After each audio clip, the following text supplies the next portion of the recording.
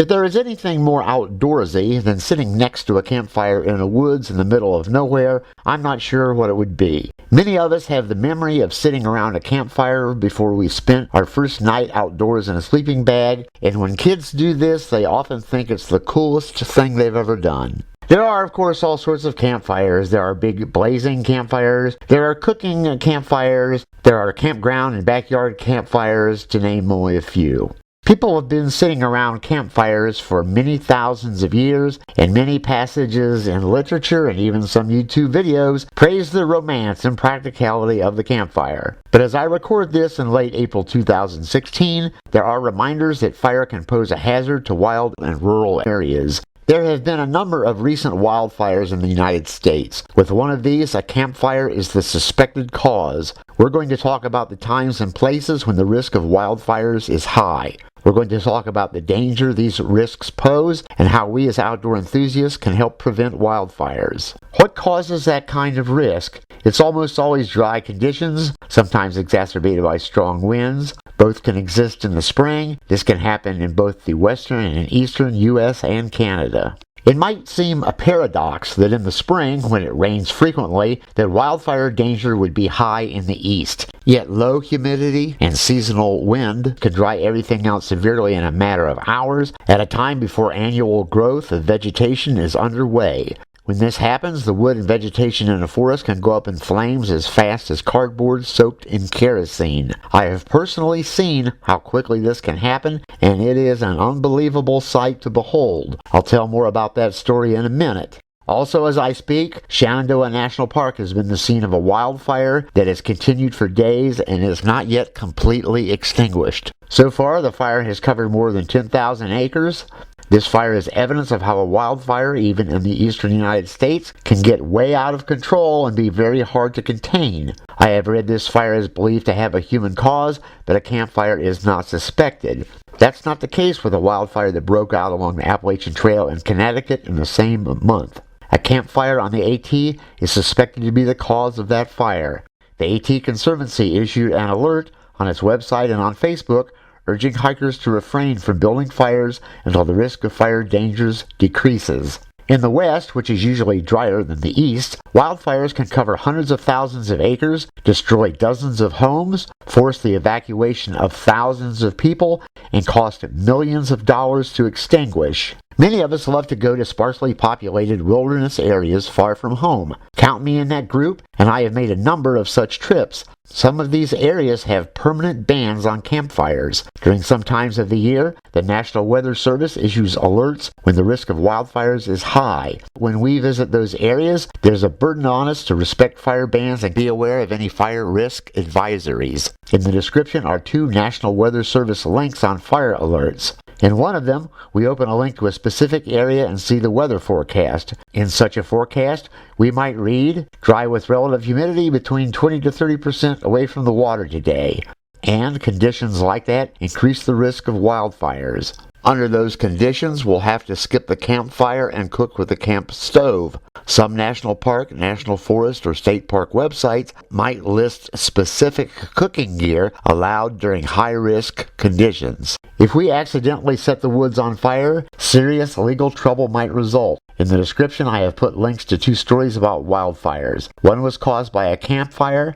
The other was caused by 2 guys who were smoking. Those responsible received jail time. The blaze caused by the campfire covered more than 500,000 acres and cost $79 million to extinguish. Also in the description is a link to a video by the Austrian survival instructor Sepp Fischer, also known as Sepp Waltenberg. At about the 16-minute mark in this video, Sepp tells how he and his friends risk jail time if they build a fire that gets out of control in Germany. And he says they enjoy their outdoor hobby with caution and responsibility, which is good advice for all of us. In the comments section to that video, one viewer tells how Norway has a campfire ban that covers the entire country from April 15 to September 15 on both private and public property. If we in the U.S. sometimes feel put upon by campfire restrictions, it might be well to remember how stern the rules can be also in Europe.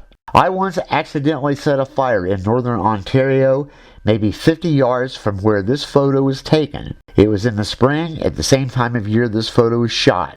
Even though it had rained a couple of days previous, everything was dry.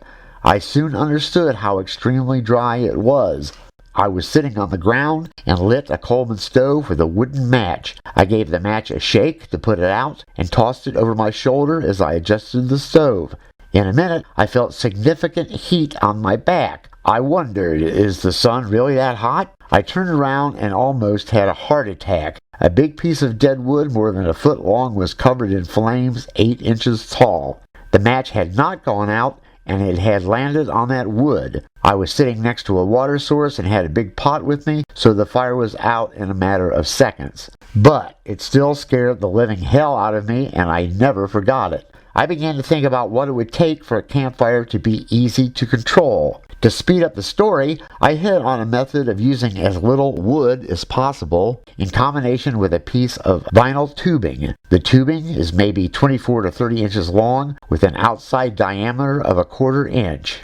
I had long noticed that if I didn't use much wood, oftentimes the fire would die down to coals fairly quickly and cool off. And by that I mean that when the fire was a bed of coals, I did not feel as much heat as I did when the fire was emitting high flame.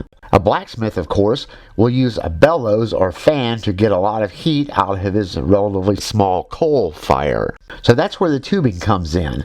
If I don't have enough wood to keep a decent flame going, I blow on the fire with the tubing. And because I can put one end of the tube right next to the fire, the result is better than what I can get by blowing on the fire or fanning it any other way. All of this also helps if I don't manage to find much wood, or if I didn't have a lot of time to look for wood, or if the wood is a little on the damp side. It also helps me get a hot fire quicker than I otherwise might. A long time ago, I read about the technique of digging a small trench and building the fire in that trench. The idea behind it, I read, was that the wind would not blow the fire around too much. So here's an example of a fire I built in a small trench some time ago with a couple of rocks added on the outside. Since the fire is in a small trench, the fire is a little easier to douse with water, and it can be smothered when the trench is refilled. On the right in this photo is the trowel I used to dig the trench.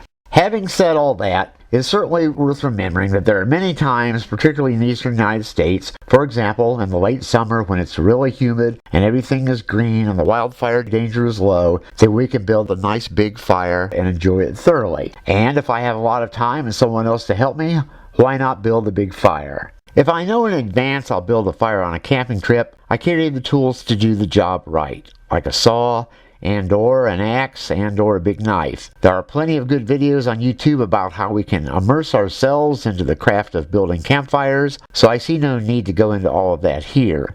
As I've said elsewhere, I never plan on building a fire on a long-distance hike on the AT. I have explained how I usually hike by myself, and on many days I don't think about stopping until it's starting to get dark. Even so, as I have also said earlier, I'm always prepared at any time in the outdoors to build a fire if I really have to. So I carry a few modest items to accomplish it. As I've also said elsewhere, I always have a lighter and some paper with me. I also carry that vinyl tubing. In recent years, I've gotten into the habit of carrying this Swiss Army knife. If a piece of wood is too big for me to break over my knee, I often can saw through it with this knife, or saw through it halfway and then break it over my knee. I also have used pocket knives to whittle off some small pieces for tinder if small pieces of wood were hard to find lying around. Obviously, this is not the ideal way to prepare a large amount of firewood, but like I said, that vinyl tubing allows me to keep the fire hot without the need for a lot of wood piled on to keep the flames going. And lastly, in the description there is a link to an index of current wildfires in the United States, including prescribed fires and controlled burns. I've seen this site updated a couple of times a day when there's an active fire. This is posted by the National Wildlife Coordinating Group. The United States Departments of Interior and Agriculture participate in that group. I've also seen Appalachian Trail detours posted on this site when a fire has resulted in such a detour. And with that, we're once again done. A huge thanks goes out to all of my great subscribers. If you have not yet subscribed, there's plenty more to come. And as always, thanks a million for watching.